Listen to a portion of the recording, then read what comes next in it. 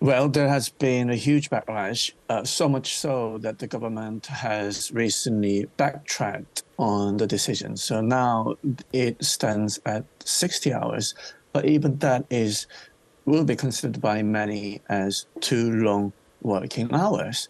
Um, as you know, that South Korea has some of the longest working hours in the world, and while many other countries are experimenting with a 4-day work week, this has been seen as bucking the trend, and it hasn't gone down well, especially workers, but young people.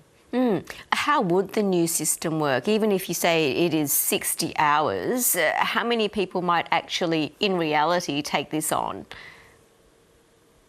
So just to clarify, this isn't to say that the government is telling people to work 69 hours a week. So the background here is that at the moment in South Korea, you can only work up to 52 hours a week. Now, the government wants to lift that cap on the legally allowed maximum working hours. So let's say if you want to work up to 69 hours a week, how crazy it sounds. The government is telling you that basically you can save some days off when you work hard, and then when things slow down a little bit, you can go on a longer holiday. So the government has been insisting that this is about flexibility in the labor market here, that the labor market is too rigid, and this isn't to increase the total number of work week. However, the reaction has been not good, and the messaging has not been great either. What is the work culture like there right now? Is there that pressure to give the impression to others that you're not afraid of longer hours or that you're working harder than everyone else? Yeah, so we can look at statistics first. According to the OECD, South Korea is arguably among the developed countries. It has some of the longest working hours. But on top of that, there's culture aspect. We spoke to quite a few people for our reporting, and some of the things that young workers have mentioned is that we have what is called nunchi, which is being very socially sensitive. So, for example, when the clock hits 6 p.m., you even though you've finished all your work and you're ready to go home, if there's a senior colleague sitting next to you and they haven't left the office yet, you are actually looking at when they're going to leave the office so then you can leave early, so as to leave the impression that you are still quite working hard. So there are culture aspects to our long working culture as well. Well, South Korea already has the lowest fertility rate in the world and a rapidly ageing population, as we know. Wouldn't allowing people to work longer hours and harder make these things worse?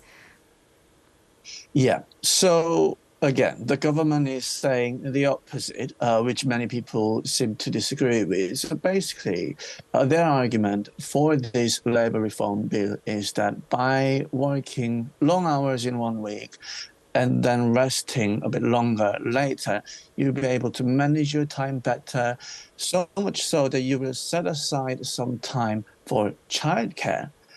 But South Korea, again, already South Koreans work longer hours than many other countries. And I think it's not a rocket science that when you already work long hours, this policy will be designed to give people who want to work even longer than already they are, give them the freedom. So when you have one of the lowest birth rates, well, the world's lowest birth rates, to be specific, and some of the lowest marriage rates and etc.